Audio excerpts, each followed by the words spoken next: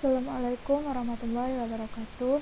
Kami dari kelompok 3 akuntansi perpajakan akan mempresentasikan hasil diskusi kami yang berjudul akuntansi persediaan. Sebelum memulai presentasi ini, izinkan saya untuk memperkenalkan diri. Perkenalkan, nama saya Yuni Selvi. Saya akan menjelaskan bagian pertama dalam akuntansi persediaan dan akan dilanjutkan oleh teman saya Bayu Firmansyah dan Nurmadianti. Baiklah, akan saya mulai dengan materi pertama.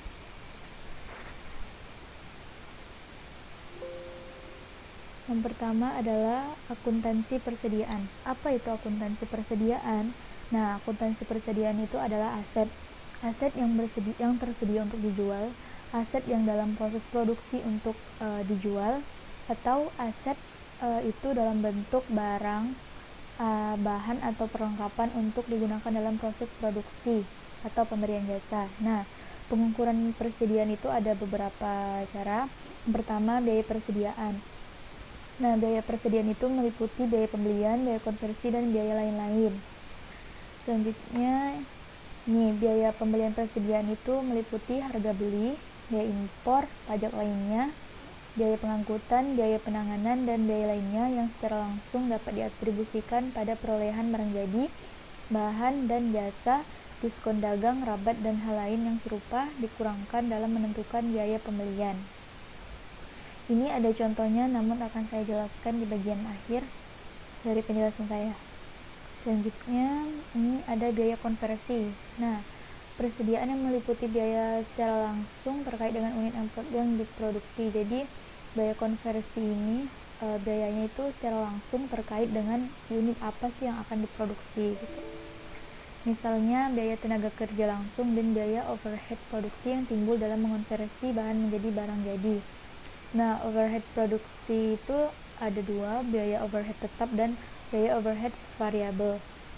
Untuk biaya overhead tetap itu biaya produksinya itu tidak langsung yang relatif konstan tanpa memperhatikan volume produksi yang dihasilkan seperti penyusutan dan pemeliharaan bangunan dan peralatan pabrik, biaya manajemen dan administrasi pabrik. Sedangkan untuk overhead produksi variabel itu biaya produksinya itu tidak langsung, tapi itu berupa secara langsung atau hampir secara langsung mengikuti perubahan volume produksi. Jadi itu biayanya itu dapat ditentukan langsung, tidak langsung atau hampir secara langsung, itu mengikuti perubahan volume produksi. Kemudian ini ada biaya lain-lain. Biaya lain-lain ini hanya dibebankan sebagai biaya persediaan sepanjang biaya tersebut timbul agar persediaan berada dalam kondisi dan lokasi saat ini. Terus ini ada tidak termasuk biaya persediaan. Yang tidak termasuk dalam biaya persediaan itu ada jumlah pemrosesan bahan, tenaga kerja atau biaya produksi lainnya yang tidak normal, biaya penyimpanan, kecuali biaya tersebut diperlukan dalam proses produksi sebelum dilanjutkan pada tahap produksi berikutnya. Kemudian ada biaya persediaan pemberi jasa. Nah, ini nih pengukurannya pada biaya produksinya. Biaya persediaan meliputi biaya tenaga kerja dan biaya personalia yang secara langsung menangani pemberian jasa. Intinya itu biayanya itu menangani pemberian jasa. Nah, biaya ini itu biasa disebut pekerjaan dalam penyelesaian. Selanjutnya, yang tidak termasuk biaya persediaan pemberi jasa ada biaya tenaga kerja dan biaya lainnya yang terkait dengan personalia penjualan dan administrasi umum. Terus margin laba atau overhead yang tidak dapat diatribusikan yang sering merupakan faktor pembebanan harga oleh pemberi jasa.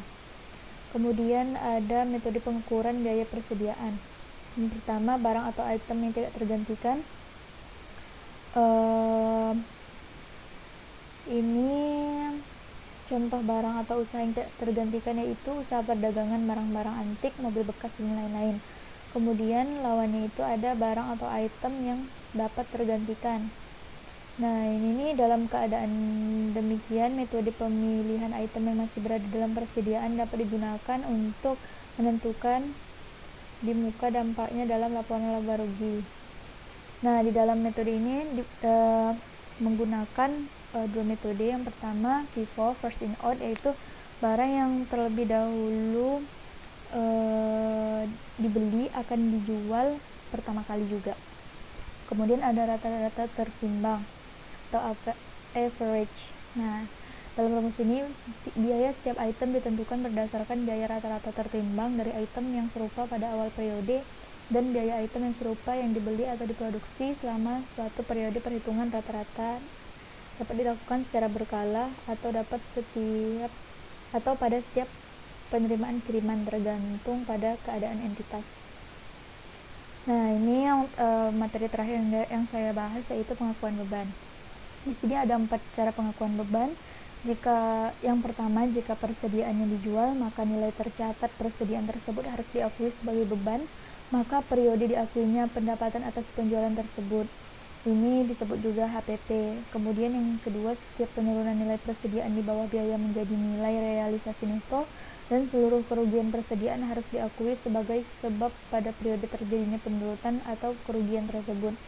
Yang ketiga, setiap pemulihan kembali penurunan nilai persediaan karena peningkatan kembali nilai realisasi neto harus diakui sebagai pengurangan terhadap jumlah beban persediaan pada periode terjadinya pemulihan tersebut. Kemudian beberapa persediaan dialokasikan ke pos aset lainnya, misalnya persediaan yang digunakan sebagai beban selama masa manfaat aset tersebut. Nah, sekian penjelasan materi dari saya. Selanjutnya saya akan memberikan contoh perhitungan dari akuntansi persediaan. Ini saya juga sudah mendapatkan contoh soalnya. Nih. Nah, contohnya CV Amin melakukan pembelian barang dagangan dari PT Distributor Utama pada tanggal 5 Mei 2006 senilai Rp 640.000 dengan syarat pembayaran 2/10 M/30 FOB shipping point. Ongkos angkutnya sebesar 30.000. Pada tanggal 7 Mei terdapat barang yang rusak senilai 10.000. CV Amin mengembalikan kepada supplier. Apabila CV Amin memutuskan memanfaatkan syarat pembayaran tersebut, buat jurnal yang diperlukan dan hitung nilai pembelian bersih. Nah, di sini yang pertama akan kita lakukan adalah membuat jurnal. Di sini sudah saya beri keterangan pembeliannya itu 640.000, ongkos angkut 30.000, barang rusak 100.000. Ini adalah syarat pembelian. Jika membayar pembelian tersebut dalam waktu 10 hari atau kurang, maka akan mendapatkan diskon 2% dengan batasnya itu 30 hari. Nah, di sini kita buat pada tanggal 5 Mei CV Amin itu melakukan pembelian barang. Jadi yang kita pertama akan membuat jurnal pembelian. Karena ini menyangkut persediaan barang dagang dan itu pembelian barang dagangan, maka yang pertama kita catat adalah di sini persediaan barang dagang. Nah, untuk di kreditnya kita tulis utang dagang. Kenapa utang dagang? Karena di sini masih menggunakan kredit, belum dibayar kas. Di sini 640.000. Oke. Sama dengan yang CV Amin non PKP, karena yang di perintahnya di sini yaitu jika CV Amin adalah PKP dan jika CV Amin adalah PKP. Non PKP ya maksudnya. Sini kita tulis jurnal pembelian. Selanjutnya untuk 5 Mei juga dia itu ongkos angkut kita catat di sini. Ongkos angkut di debit karena pada saat mengangkut barang tersebut dia itu mengeluarkan uang, jadi di sini kita tulis kas. Di sini ongkos angkutnya yaitu 30.000. Oke. Sini kita tulis jurnal ongkos angkut. Oke, pada tanggal 7 Mei itu dia terdapat barang yang rusak senilai 100.000. Jadi di sini kita membuat jurnal retur pembelian.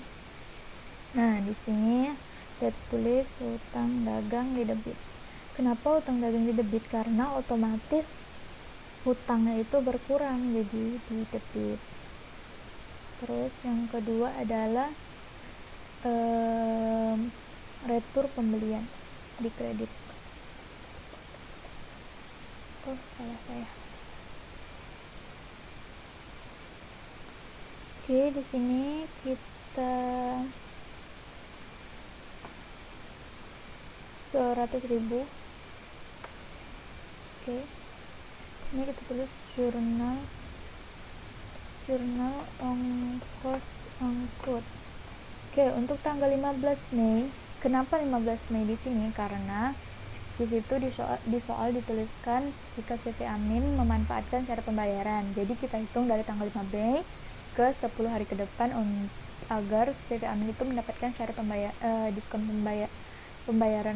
pembelian itu 2%. Jadi itu tanggal 15 Mei. Nah, di sini ditulis hutang dagangnya. Ini kita asumsikan jika CV Amin itu membayarnya 15 Mei, maka otomatis hutang dagangnya akan berkurang di debit. Kemudian PPN masukkan. Kemudian persediaan. Kemudian di kreditnya itu diskon pembelian. Karena CV Amin telah memenuhi syarat pembayaran, maka dia berhak mendapatkan diskon 2%. Di sini kas. Hutang dagangnya itu sebenarnya hutang dagang awalnya itu 640.000. Hanya saja karena telah terjadi kerusakan barang, maka dikurangi dengan 100.000. Jadi 540.000. Selanjutnya untuk PPN masukan ini kita hitung dulu diskon ya. Diskon di sini sama dengan 540.000 dikali 2%. Oke, nah ini dia diskonnya. Kemudian untuk menghitung PPN masukan ini kita hitung dulu cara menghitungnya, yaitu sama dengan jumlah hutang dagang ini dikurang dengan diskon. Kemudian karena nilai PPN ini 10%, jadi kita kalikan 10%. Oke, ini hasilnya. Terus untuk di kasnya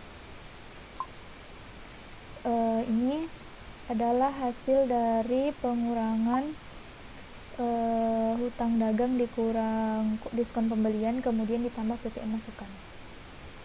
Terus selesai, kita buat jurnal pembelian bersih. Jurnal pembelian bersih, di sini kita tulis pembelian, kemudian PPN masukan, kemudian ada ongkos angkut, kemudian retur pembelian, terus diskon pembelian. Akan menghitungnya di sini. Ini untuk CV Amin PKP-nya, yang ini non PKP. Pembeliannya kita tulis di sini. Pembelian awalnya 640.000. Nih, pembelian awalnya 640.000. PPN masukannya ini. PPN masukannya kita akan menghitung CV Amin yang PKP dulu ya. Ini ongkos angkutnya sama dengan 30.000.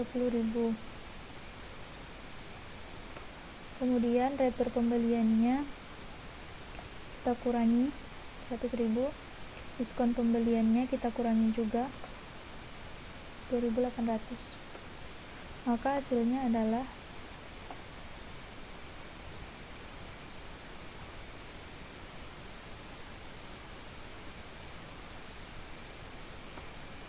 Rp559.200. Nah, untuk ini sama pembelian, di sini PPN masukkan,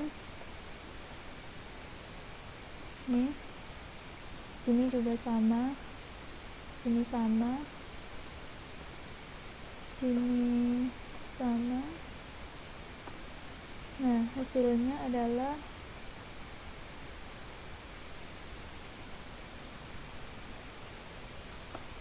Rp612.120 ya. Oke, kita akan berpindah ke soal selanjutnya.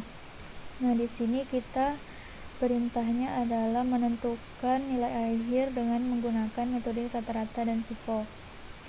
Pertama, saya akan menggunakan metode rata-rata terlebih dahulu.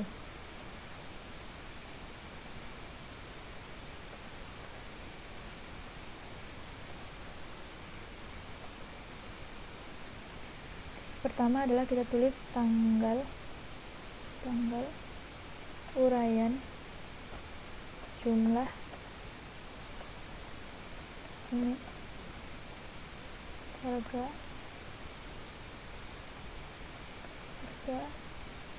total. Sini kita tulis yang pertama adalah 1 Januari. Uraiannya saldo awal, unitnya 2000, sini 4000, sini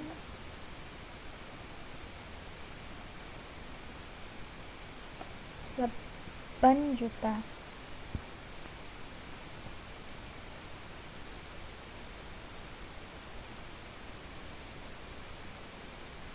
Sini selanjutnya 12 Februari. Ini ada pembeliannya sama dengan 3.500, ini sama dengan 5.000, dan di sini adalah hasil perkaliannya 17.500. Kemudian ini kita kasih border dulu, ini dijumlahkan.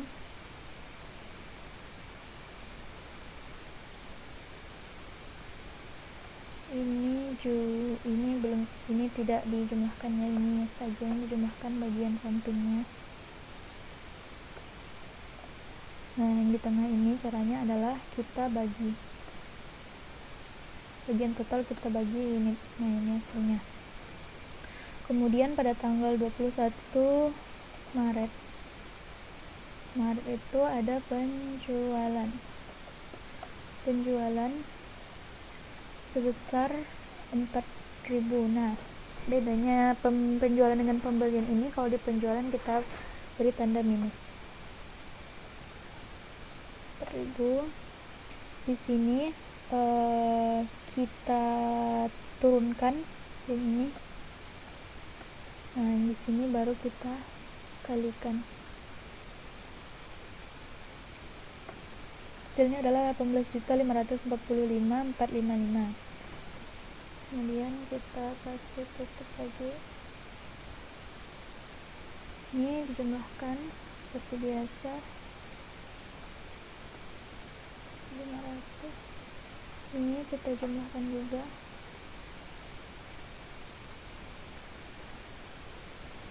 Hasilnya adalah 6.994.545,5.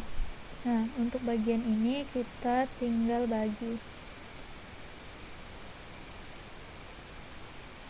Hasilnya sama dengan yang bagian ini.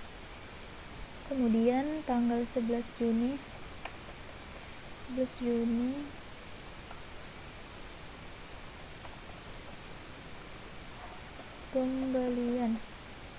pembeliannya itu ada 900 di sini.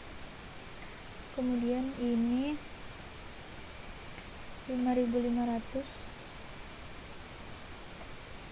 Kemudian ini hasil perkalian nih 4.950.000. Kita kasih border lagi supaya tidak bingung. Sininya kita beri ini.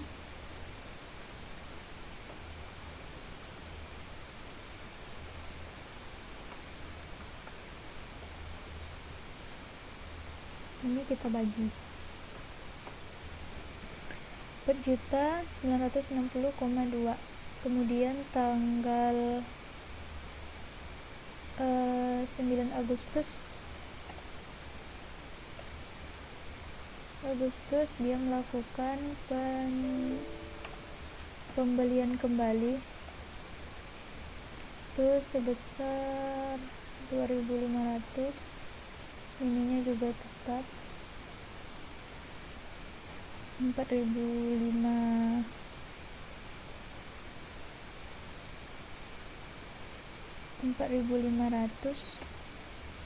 Kemudian ini juga hasil perkalian unit dan harganya di 11.250.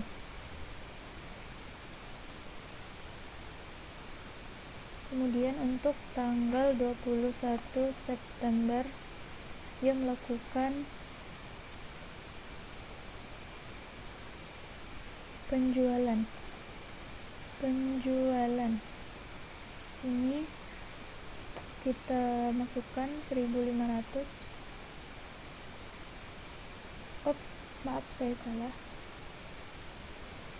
Ini harus dijumlahkan terlebih dahulu.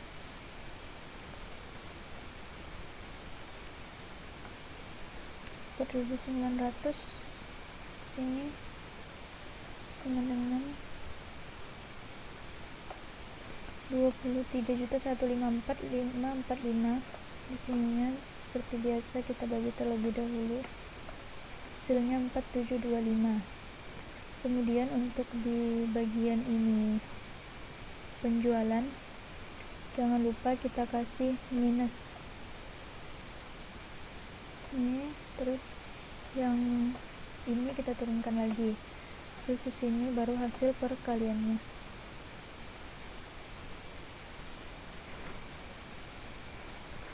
Nah, setelah ini kita mendapatkan saldo akhir dari hasil penjumlahan tersebut.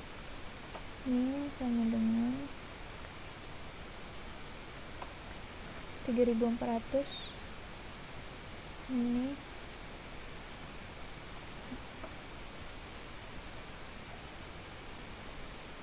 baru di sini kita bagi. Oke. Selesai untuk bagian average-nya.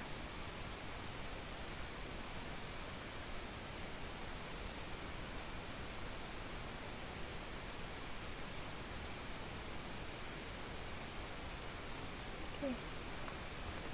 Selanjutnya kita akan menghitung dengan metode FIFO.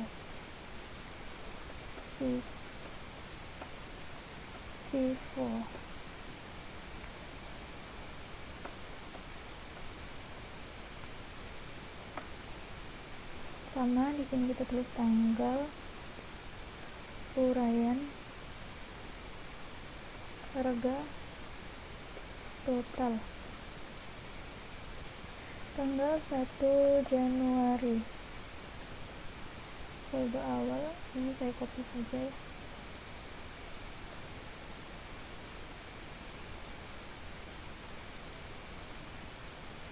Oke. Tanggal 12 Februari pembelian ini juga akan saya copy sini.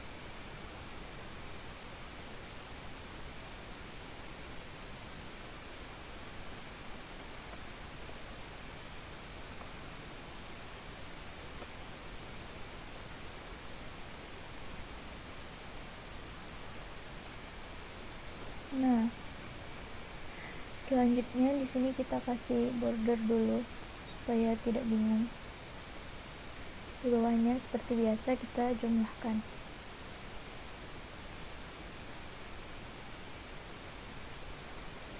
Ini untuk bagian ini jangan diisi.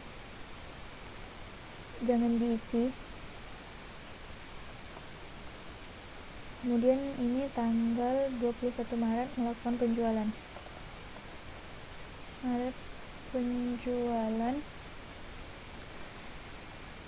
Di sini penjualan kita turunkan yang bagian saldo awal. Ini sama dengan, jadi dia 80.000. Nah, karena di data tadi itu penjualannya itu ada 4.000, maka di sini kan sudah ada 2.000. Terus untuk mencukupkannya ke 4.000 kita tambah lagi 2.000. Di sininya kita pakai yang 5.000. Ingat first out in out. Kemudian di sini hasil penjumlahannya.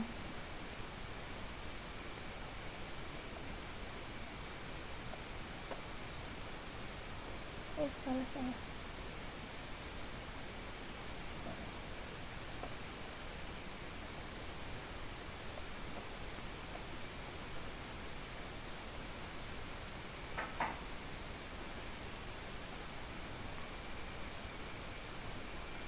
Oke, selanjutnya di sini kita order lagi.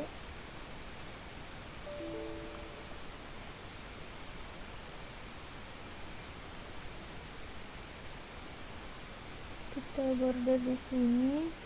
Ini kita jumlahkan 1.500. Sini sudah kita dapatkan. Ini kita isi dengan tetap ini harga pembelian pertama. Selanjutnya 11 Juni itu ada pembelian, maka kita tetap menulisnya seperti biasa. Pindahan ke sini. Sini hasil perkaliannya.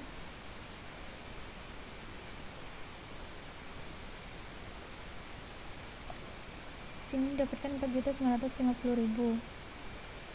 Kemudian tanggal 9 Agustus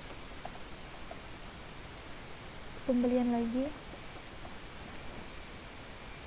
Di sini saya mau memindahkan ini saja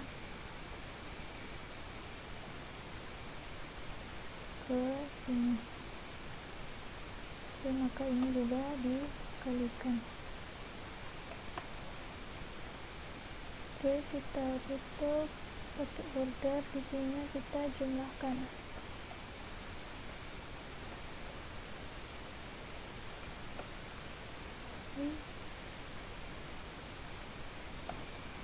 Hasilnya adalah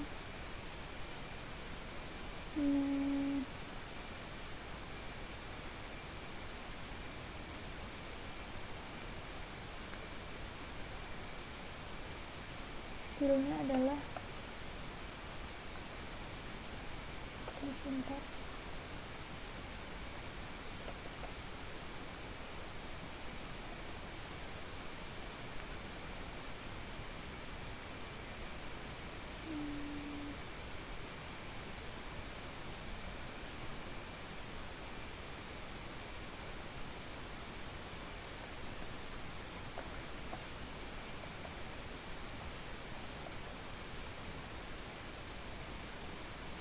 Hasilnya adalah 7.500. Terus di sini kita jumlahkan 1.500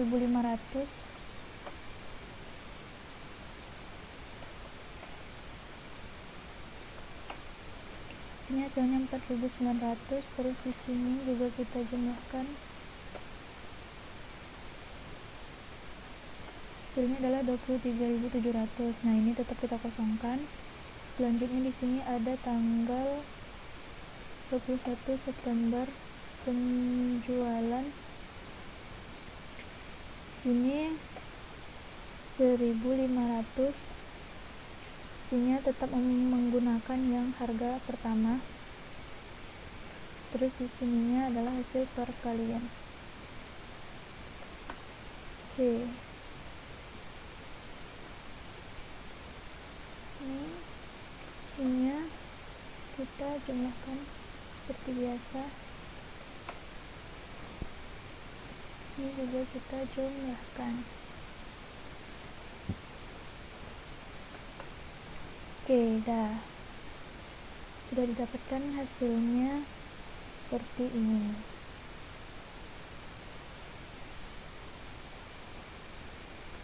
Oke, selanjutnya kita akan mempelajari contoh 3 menggunakan soal nomor 2. Contoh 3. Sini aja deh.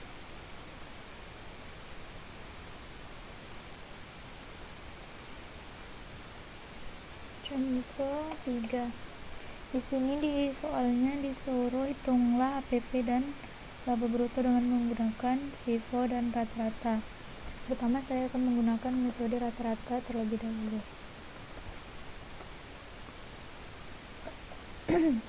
Nah, di metode rata-rata ini ada 2 cara.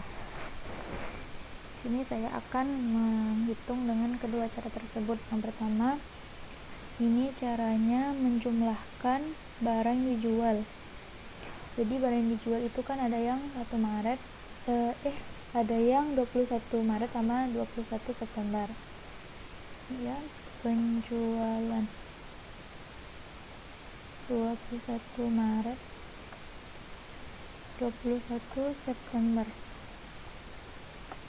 Sini kita ambil yang di sini. 16. Oke. Kemudian di sini yang 7.088.126. Oke. Sini hasilnya kita jumlahkan. Nah,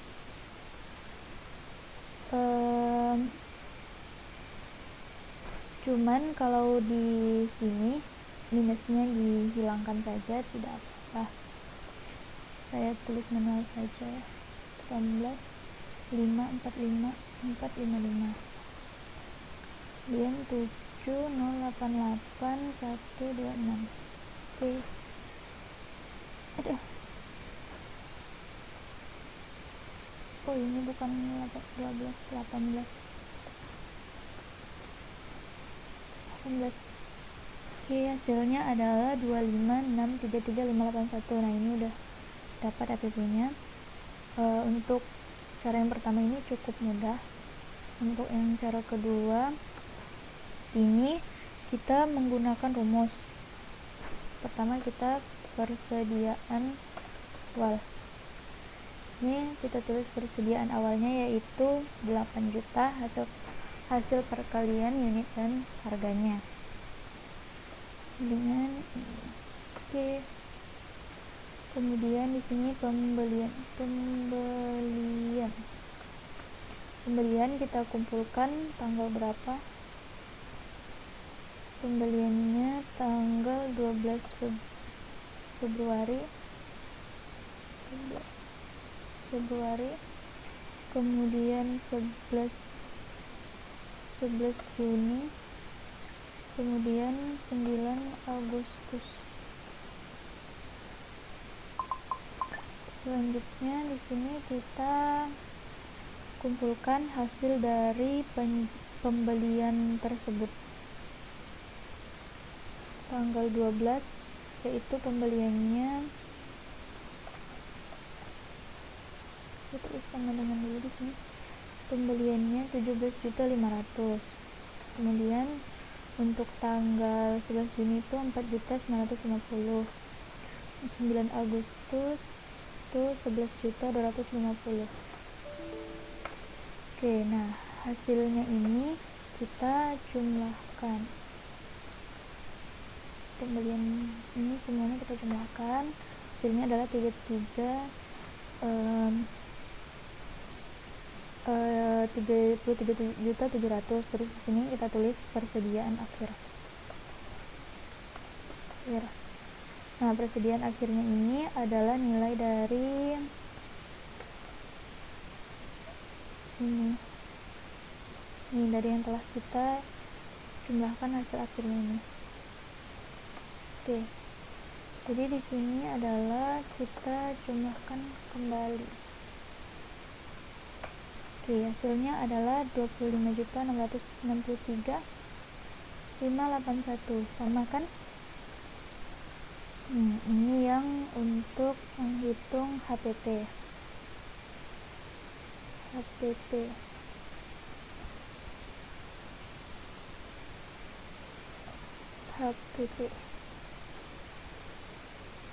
Ini HPP. Terus bagaimana kalau kita ngitung laba kotornya? Nah, di sini laba kotornya kita juga mengumpulkan penjualan. Laba bruto ya, bukan laba kotor. Penjualan. Di sini tanggal 21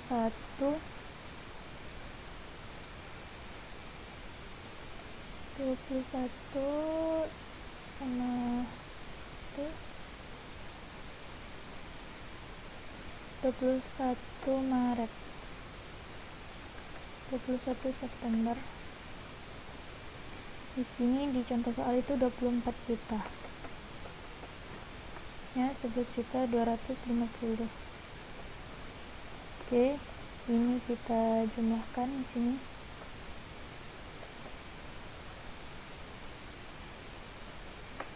Hasilnya adalah 32.250.000. Kemudian kita kurangi dengan HPP. HPP-nya adalah 25 juta, yang ini bagian ini. Hasilnya adalah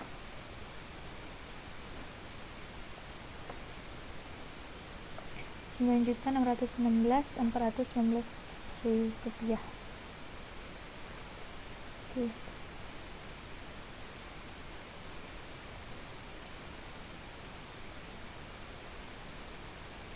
Ini untuk average-nya. Nah, untuk FIFO-nya itu cenderung lebih mudah daripada average. Yang pertama,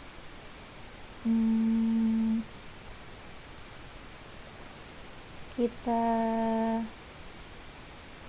tulis dulu, kita kumpulkan penjualannya.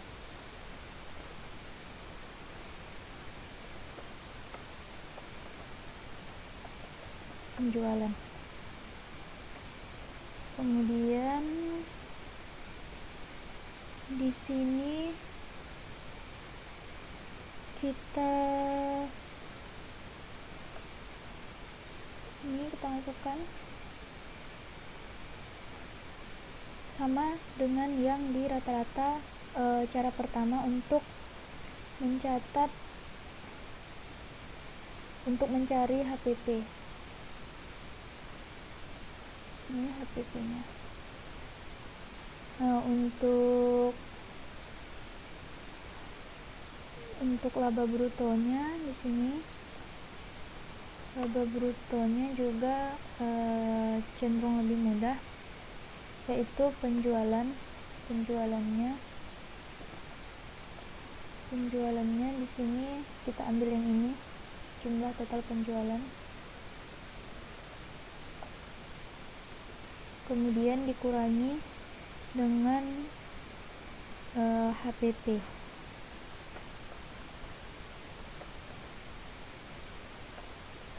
Ini hasilnya adalah laba bruto.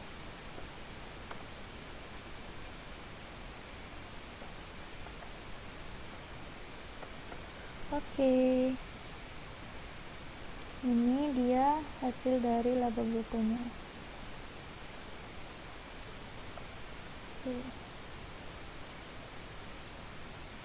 kita kolom dulu. Nah, mungkin hanya itu video yang dapat saya sampaikan. Untuk materi selanjutnya akan disampaikan oleh teman saya. Terima kasih.